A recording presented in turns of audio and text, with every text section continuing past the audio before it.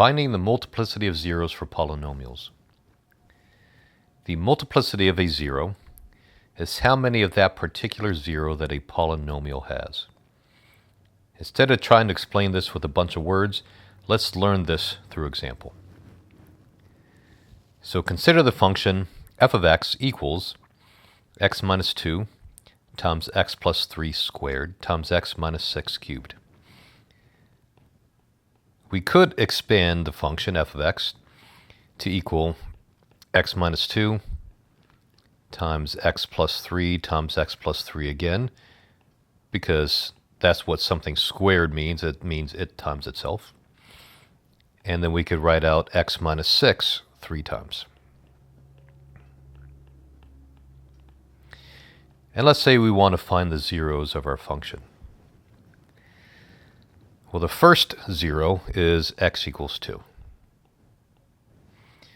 And notice that there's only one of those. So we say that x equals 2 has a multiplicity of 1. Well, how about the next zero? Well, the next zero is x equals negative 3. And technically, x equals negative 3 again. We don't need to write that. We can just say that the zero is negative 3, but it has a multiplicity of 2 because there are two of those x equals negative 3, or two of those x plus 3 factors. And our final zero is x equals 6. Really, it's x equals 6, then x equals 6, then x equals 6 one more time. But we don't want to say that. We just want to say the zero is x equals 6, and there are three of them, meaning there is a multiplicity of 3. That's all that multiplicity means.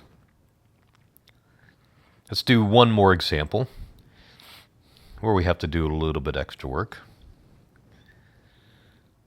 Let's take a look at g of x equals x to the 4th plus 6x cubed minus 7x squared. And we really want this in factored form,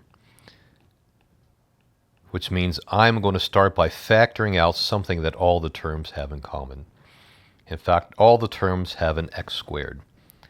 So if I factor that out, I'm left with x squared times x squared plus 6x minus 7. And I want to continue to factor this if possible, and it is possible, giving us x squared times x plus 7 times x minus 1. And I want to find the zeros. Well, the first zero comes from the x squared. So the first zero is x equals 0, and then x equals 0 again, which means that x equals 0 has a multiplicity of 2, because there are two of the x equals 0. And then we have x equals negative 7 and x equals positive 1. Those are also zeros, and there's only one of those factors of one of those zeros. So each of these has a multiplicity of 1.